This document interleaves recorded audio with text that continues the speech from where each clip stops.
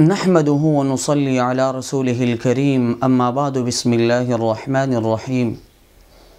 عزتمندو ابن فضل یو مشهور تابعی دی او هغه فرمای چې مونږ به د رمضان المبارک داسې اهتمام کولو چې شپږ میاشتې به م دا دعا غوښتله چې یا الله مونږ رمضان المبارک ته ورسوه، او چې کله به رمضان المبارک تیر شو نو شپږ میاشتې به مونږ دا دعا غوښتله چې یا الله زمونږ نه رمضان المبارک قبول کړي. عزتمندو د اولیاو د صلحاو سره د رمضان المبارک دا نه اهمیت. ابو سعید خدری رضی الله عنه نه روایت دی، هغه فرمایي وی الله رب العزت د رمضان المبارک په هر ورځ په هر شپه کې د جهنم نه جهنمیان بری کوي، او الله رب العزت د رمضان المبارک کې په هر ورځ او په هر شپه کې د هر مؤمن څه دعا قبلوي.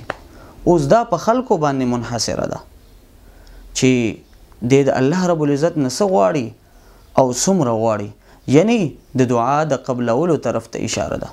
عزتمندو تاسو به کتلی وي چې یو فقیر کله د دنیاداری طرف ته ورشي او هغه نه سوال کوي په عجزۍ سره، نو هغه څه نه څه ورکړي.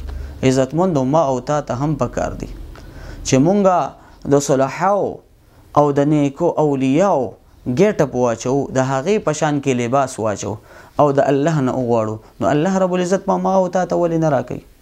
عزتمندو رمضان المبارک د ټول د کال زړه دی.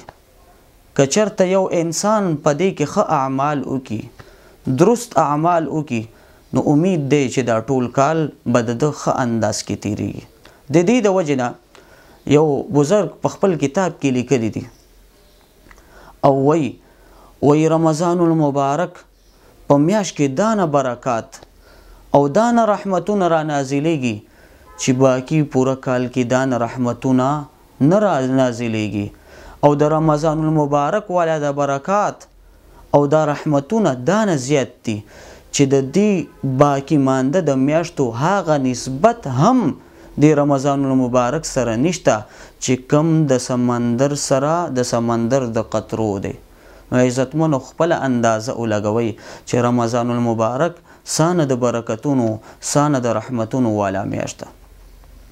ابن ماجه کې رسول الله صلی الله علیه وسلم نه روایت دی چې رسول الله صلی الله علیه وسلم او فرمایل په تاسو باندې رمضان المبارک اراله، او په دې کې یو شپه ده چې په هغې کې عبادت د زرو میاشتو د عبادت نه افضل دی، او چې کوم بنده د دې د خیر نه محرومه شو هغه د ټولو خیرونو نه محرومه شو، یعنی لیلة القدر طرف ته اشاره ده.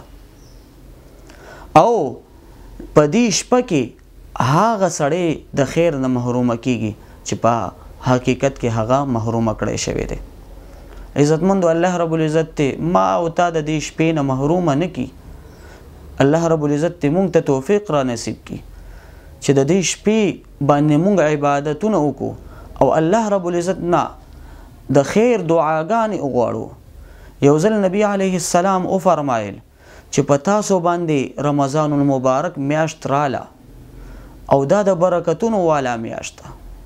په دې میاشت کې الله رب العزت ستاسو طرف ته متوجه شي، د ستاسو دعاګانې قبلوي، د ستاسو خطایانې او ګناهونه معاف کوي او ستاسو تنافس ته ګوري. عزتمندو تنافس چاته وایي؟ تنافس دې ته وایي یو انسان بل انسان نه په ښېګړو کې وړاندېوالی وکړي، په نیکانو کې وړاندېوالی وکړي، دې ته تنافس وایي. تاسو به کتلي په کلاس کې ماشومان محنت کوي څه دپاره، یو وایي چې زه فسټ راشم، بل وایي چې زه فسټ راشم، نو تنافس دې ته وایي دا وړاندېوالي ته په عباداتو کې.